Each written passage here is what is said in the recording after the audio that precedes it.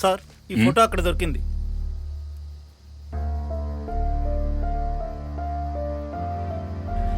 ఇదే సార్ ఆ case report. 174 CRP suicide attempt సంబంధించిన ఎఫ్ఐఆర్.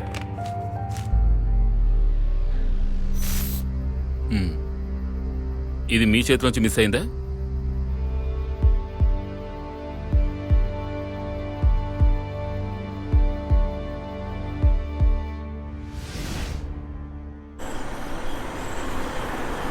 సంజు ప్లీజ్, నన్ను టెన్షన్ పెట్టుకుంటూ విషయం ఏంటో చెప్పు.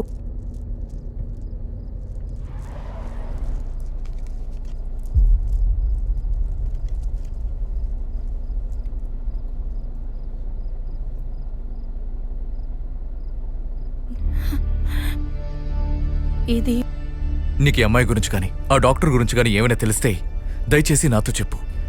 నీకు తన గురించి తెలుసని నాకు తెలుసు. నువ్వు అది చెప్పకపోతే మనిద్దరికీ ప్రమాదమే. అందుకే అడుగుతున్నా.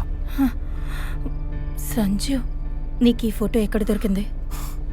ఇలా చూడు రితు, ఇప్పుడు అవన్నీ చెప్పడానికి టైం లేదు. నేను నీకు తర్వాత వివరంగా చెప్తాను. ముందు నా ప్రశ్నకి సమాధానం చెప్పు. నువ్వు ఈ అమ్మాయిని ఇంతకుముందు ఎక్కడైనా చూసావా? లేదంటే మరో విధంగా ఈ అమ్మాయి నీకేమైనా తెలుసా? పరిచయం ఉందా?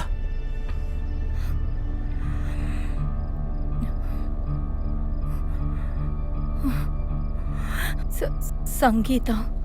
ఏంటి? తన పేరు సంగీత. మేమిద్దరం ఒకే కాలేజీలో మెడిసిన్ చదివాం. మేమిద్దరం రూమ్మేట్స్. అంతకు మించి మేమిద్దరం బెస్ట్ ఫ్రెండ్స్. అది తప్ప దేవరాజ్కి మీకు మధ్య ఏమైనా గొడవలు జరిగాయా? కాలేజీలో ఉన్నప్పుడు కానీ లేక బయటకు వచ్చినప్పుడు కానీ గొడవలు జరిగాయా? ఏదైనా సరే నాతో ఓపెన్గా చెప్పు. దయచేసి కోపం తెప్పించుకో. సంజయ్, నీకు ఈ ఫోటో ఎక్కడ దొరికింది? అదంతా తర్వాత వివరంగా చెప్తానని చెప్పానుగా. ఇలా చూడు రితు, ఇప్పటి వరకు నువ్వు నన్ను చాలా మోసం చేశావు. ఇప్పటికైనా నువ్వు అన్ని నిజాలు చెప్పకపోతే మనిద్దరి ప్రాణాలకి ప్రమాదం. నువ్వు మాత్రమే కాదు, నేను చస్తాను. అర్థమైందా? అది ఏదైనా సరే దయచేసి చెప్పు. ఇకపై కూడా నేను చెప్పను అంటే ఈ క్షణం నుంచి నన్ను మర్చిపో.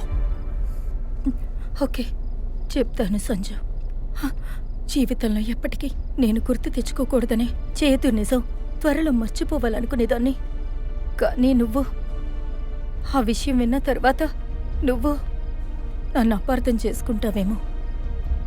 మనిద్దరి బంధం ఏమవుతుందో తెలీదు. ఏవైనా సరే నేను నీతో చెప్తాను. ఇంతకు ముందు ఇంకెవరినైనా ప్రేమించావా అని నువ్వు నన్ను అడిగినప్పుడల్లా చెప్పాలో చెప్పకూడదు అని ఎన్నోసార్లు నాలోనే సతమతమయ్యాను. ఎందుకో తెలీదు, ఆ రోజు నువ్వు అడిగినప్పుడు నాకు ధైర్యం సరిపోలేదు.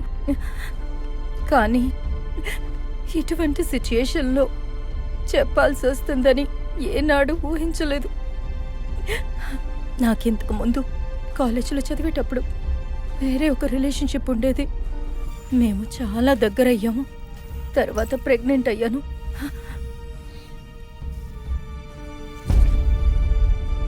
మెచ్యూరిటీ లేని చిన్నతనంలో జరిగిన విషయం నీకు తెలుసు కదా సంజు. నన్ను మా అమ్మ నాన్న ఇద్దరు అపురూపంగా పెంచారు. అందువల్ల ఈ విషయం ఎవరికీ తెలియకుండా దాచిపెట్టారు. నేను ప్రాణాలతో ఉండి నేను భయపడ్డారు.